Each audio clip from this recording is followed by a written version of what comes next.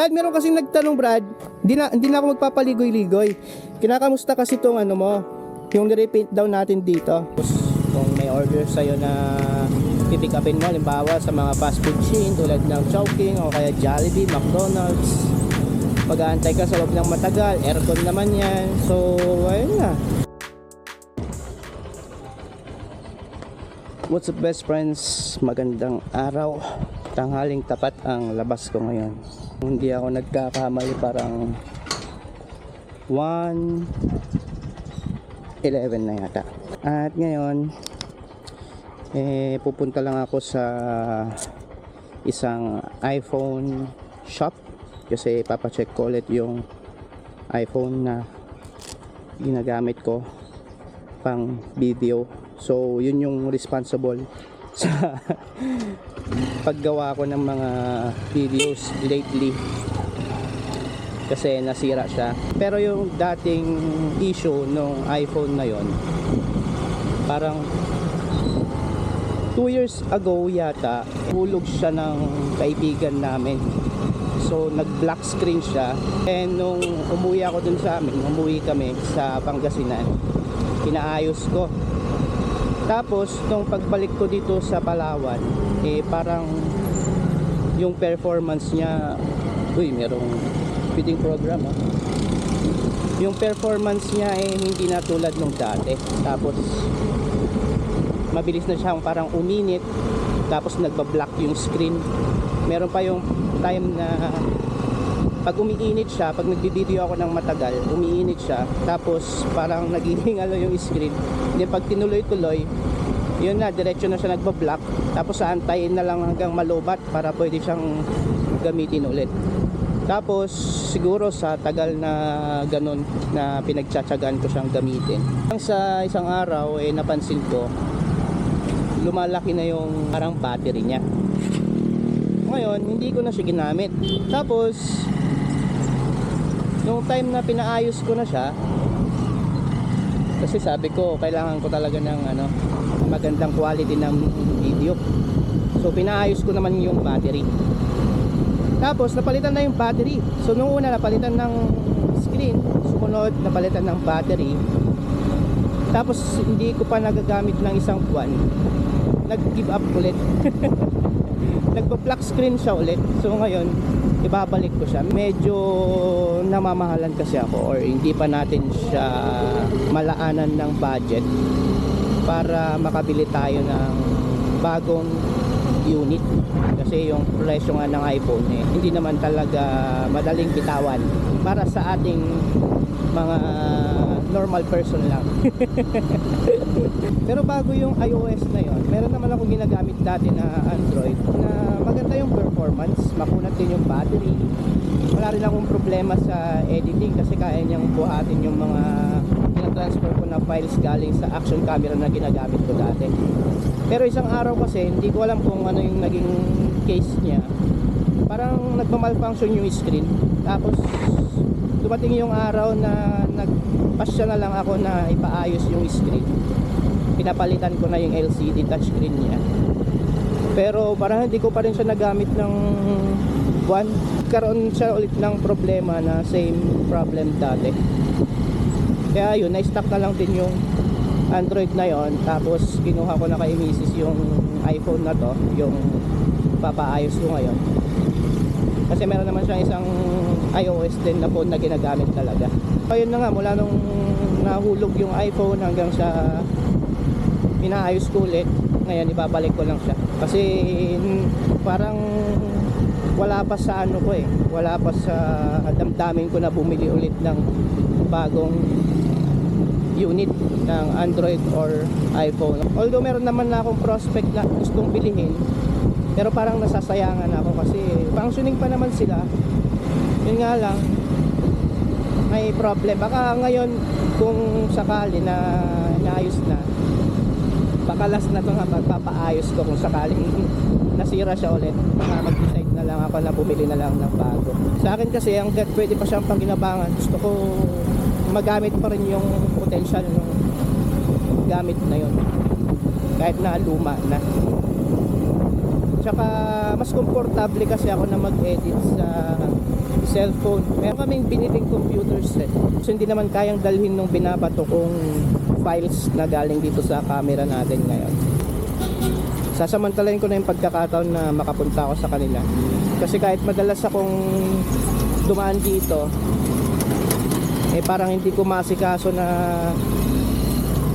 ipaayos yung iOS kasi hindi ko naman siya laging dinadala kasi meron akong Android na ginagamit for transaction ko sa trabaho. So yung iOS na yun kasi ginagamit ko lang para sa pag-video lang talaga. Kasi ngayong habol ko doon eh yung quality. So yung pupuntahan natin ito, just in case Palawan. So sila ay distributor ng pure iPhone phones and iOS lang talaga sila. Yan. Kaso puno tayo ng motor.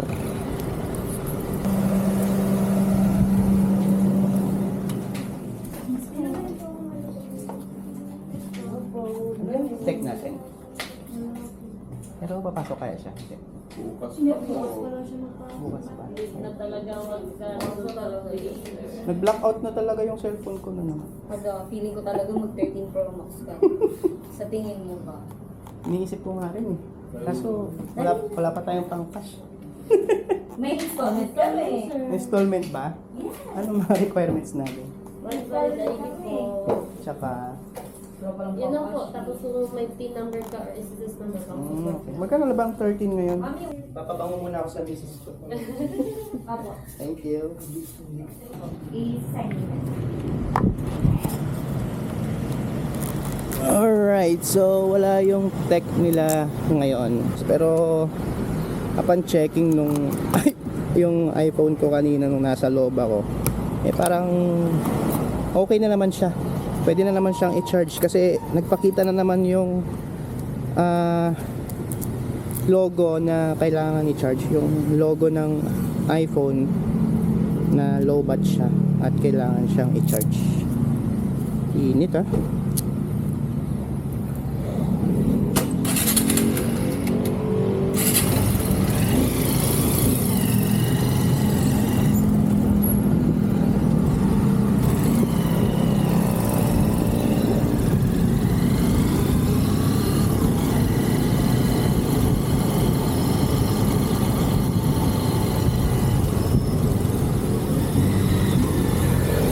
Saludo ako sa mga kapwa riders natin na ginagampanan yung mga tungkulin nila lang maayos kasi biruin nyo yun, kahit na sobrang init ng panahon eh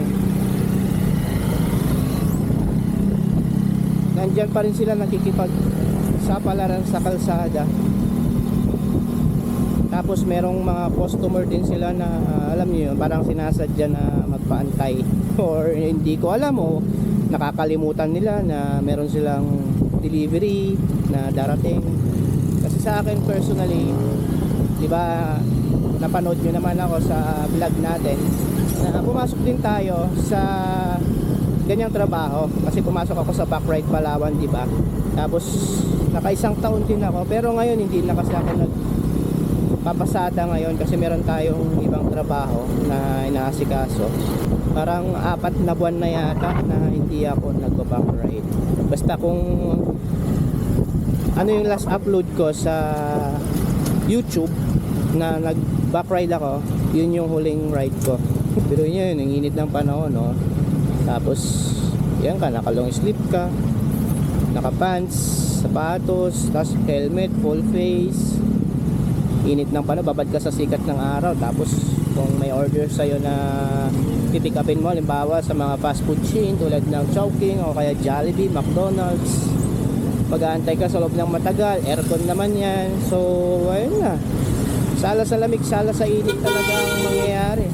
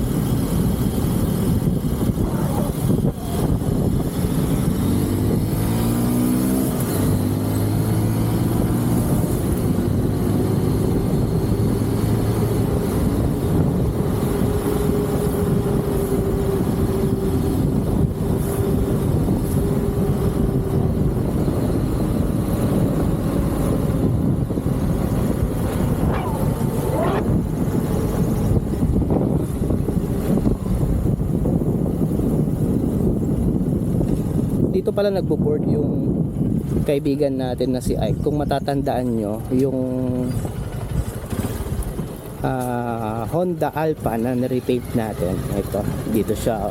Kasi meron nag-comment, tinatanong, kinakamusta kung kamusta na yung repaint natin.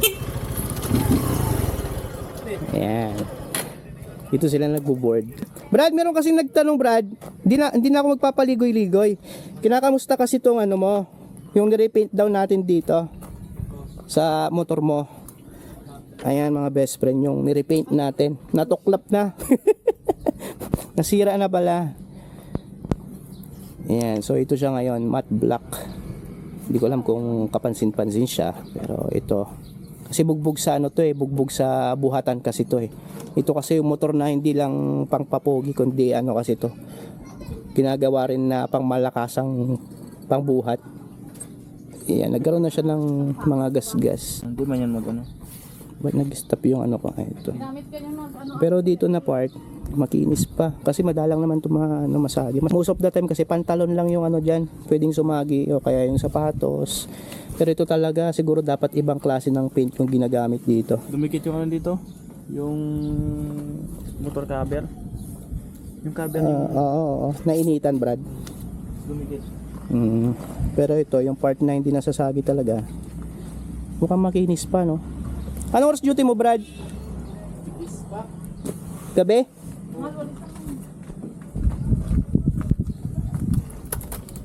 Ang gabi. Balik ako, makikape ako Ano oras? Ngayon. Punta lang ako dyan, no? Tignan ko yung ano. Sige. Malalay mo yung kwento ko sa yung paspas mak. Ha? Yung paspas mak, diba sabi ko sa'yo pagka halimbawa meron kang gagamba na ano, tinatago, hindi mo pa pwedeng kunin ngayon. Bali, tatago mo siya para yung mga ibang tao hindi siya mapapansin. Tapos mga susunod na araw, pwede mo na siyang balikan para kunin mo na. Halimbawa, ngayon, nakita mo, bata pa. Siyempre, kakaburan mo siya ng mga dahon-dahon para kahit may mga dumaang iba, hindi siya mapapansin. Tapos pagdating ng araw, yung estimate mo na pwede na siyang kunin para panglaban, ganun, bubuksan mo na. Ngayon yung gagawin ko sa saba ngayon. Baka pwede na. Balik ako.